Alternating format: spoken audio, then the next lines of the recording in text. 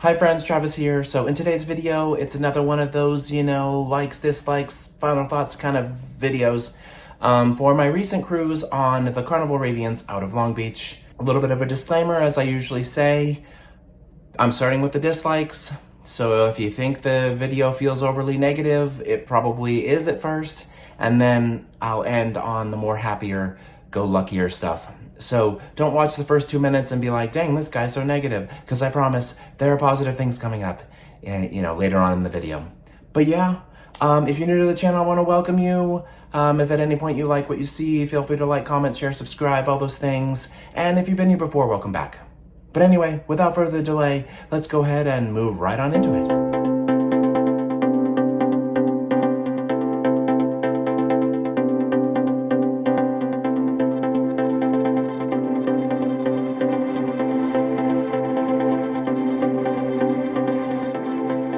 Alright, first off, let's talk about the dislikes. I have a few of them that I've sort of isolated. One thing I do want to say is that this isn't all the dislikes. There were other smaller nitpicky things I didn't like. And same thing with the likes. There are a lot of things that I did like. But I've just picked 3 and 3 to kind of like keep this video within a reasonable length. And I guess these are kind of like the 3 that meant the most to me. But yeah. Number 1 is I didn't really like the entertainment that much on the Carnival Radiance.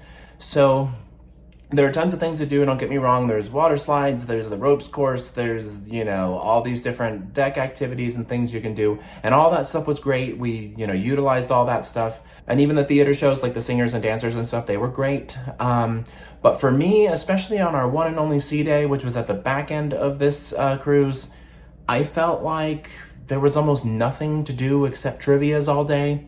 I think that the entertainment team kind of dropped the ball a little bit on having a variety of offerings throughout that day. And, normally on other cruises in the past, things have overlapped and stuff, and I'd had to like choose between certain activities and whatever. And don't get me wrong on this, the entertainment team definitely provided quality entertainment when they were, doing things. And I'm sure that they were busy the entire week, the entire 4 days that we were there. But for me, in my experience, I felt like, especially that sea day, but overall, entertainment options were lacking. The next thing I didn't really like is the itinerary, and I know this is my fault because it's something that I chose. I didn't actually choose this cruise. My friends did, and I met them there, which was a really cool experience. I had so much fun with that, but the itinerary was kind of boring. Catalina was fun. I liked it there, but I really don't feel like that's a place that I would go to all that often. Once every couple of years is probably fine for Catalina. And then Ensenada, maybe it's my fault because I didn't do an excursion or book anything for that day. But that cruise port and the overall offerings for that port were just very, almost non-existent to me. They were very shopping based. And I'm not a big shopper. So obviously if you like to get goods at a reasonable price and you like to go haggle and all that stuff, that's definitely the place for you. But I didn't like Ensenada at all. And next time I will experience actual Ensenada a little bit more, because it's a little bit kind of unfair of me to say Ensenada was awful, because I didn't actually get off the ship at that port. But based on the offerings that, the cruise line had available and just the overall kind of vibe that people had towards Ensenada, and the research that I did, it was not the port for me. And also, just to kind of add on to that, the weather wasn't good. So, Catalina would have been a lot better had we not been covered in fog the whole day. Ensenada, it was really chilly that day, so it wasn't like I could go out and like hang out at a beach or anything like that. And that's probably because I'm used to being in the Caribbean, and obviously that's sunny weather and tropical beaches and all that stuff. This was definitely a different vibe than that. But yeah, I was not a fan of the itinerary on the Carnival Radiance out of Long Beach. And the last thing I didn't really like, and it's hard for me to say this because it's, again, kind of unfair, because I'm comparing this cruise a lot to the 9 others that I had before it recently. But I didn't really connect with the staff as much as I've done on other cruises. Like, for example, I always, day one, look for a good bartender, and, that's my go-to person. And I never really found that on this cruise. As a matter of fact, I felt like the bartenders were a little bit kind of I don't know. I don't know how to say this without sounding mean. I didn't feel like they wanted me to get my money's worth, you know?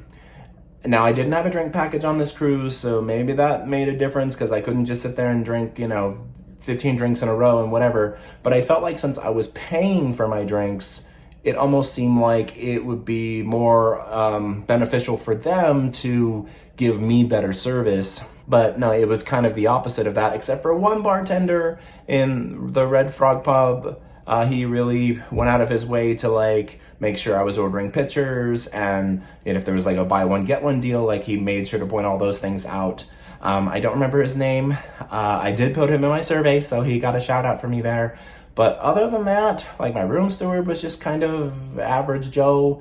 The entertainment staff and stuff was kind of just average at best. The cruise director was fun. He had a good personality and whatever, but he wasn't as approachable as other cruise directors I've had on, especially Carnival cruises, etc. So, yeah. And again, this is no fault to anyone else. This is just my personal experience that I had on this particular sailing. And a lot of the factors that contributed into that could have been on my end. I don't know. But yeah, that's that, unfortunately.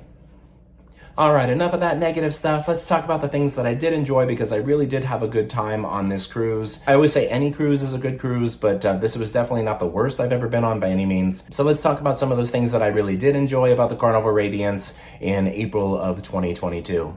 The first one was the ship itself. I've seen videos and things of back when it was the Victory.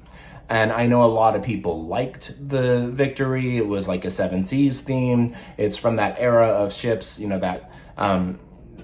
the Conquest class and the pre-Conquest class. The Spirit class, or the Destiny class. That class of ships was very heavily themed, and Carnival was really pushing that as sort of their concept and model. And every ship had its own kind of charm and appeal and stuff, and I get that, but it was also getting pretty decrepit, so it was time for an upgrade, a refresh, and I think they did a really good job of modernizing the ship. It did feel like a brand new vessel to me.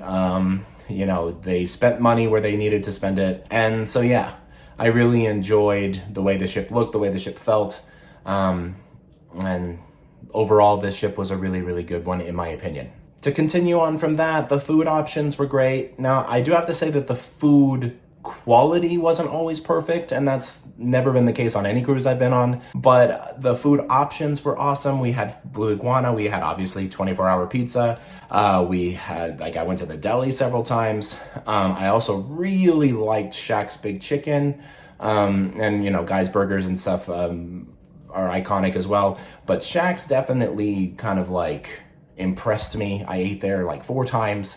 It's hard to find quality fast food chicken anymore, and the fact that I found it in the middle of the ocean was very impressive to me. So yeah, shout out to the Carnival Radiance for their food options. I definitely was never without something good to eat. And the last thing I want to talk about is a really big positive is the Long Beach cruise port. That was one of the most efficient, most friendliest, just overall best vibes at a cruise port ever. I felt like the way that they got everybody in and through and onto the ship and stuff was very, very done very well. I never felt out of place. I never felt confused about anything. Disembarkation, they used facial recognition and all that stuff, so it was very, very quick getting off the ship. And so yeah, that terminal is beautiful. It's right there by the Queen Mary. It's very easy to get to, etc. So yeah, I definitely love the Long Beach cruise port, and I look forward to sailing out of there again in the near future. And just to kind of close things out, I'll give my final thoughts on everything. This cruise was really special for me because, like I've mentioned before, and obviously the vlog series really shows that. I'll link that in the card above. I surprised some friends. They had this booked well in advance, and I was able to get in on it last minute and surprise them. And we had a really good time hanging out with each other, and I got to meet their kids, and, got to reconnect with really, really old friends of mine that I've known for decades and that sort of thing. And also it was nice to go down to Baja California and explore that side of the country versus the Caribbean. I don't get me wrong, I love my Caribbean cruises, and I'm definitely glad to be able to go there as often as I do. But it was a very nice change going out of Southern California versus the East Coast. But yeah, that's pretty much all I can think of at the moment. If you have any questions about the Carnival Radiance or Long Beach or any of that stuff, feel free to comment down below. I'll do my best to answer anything that I know how to answer. And, you know, if it's something a little bit more complicated, I'm not opposed to like doing research to figure it out and help you as best as I can. And I want to thank you all for watching. Be sure to like, comment, share, subscribe, all those fun things. We'll talk soon, and y'all have a good night.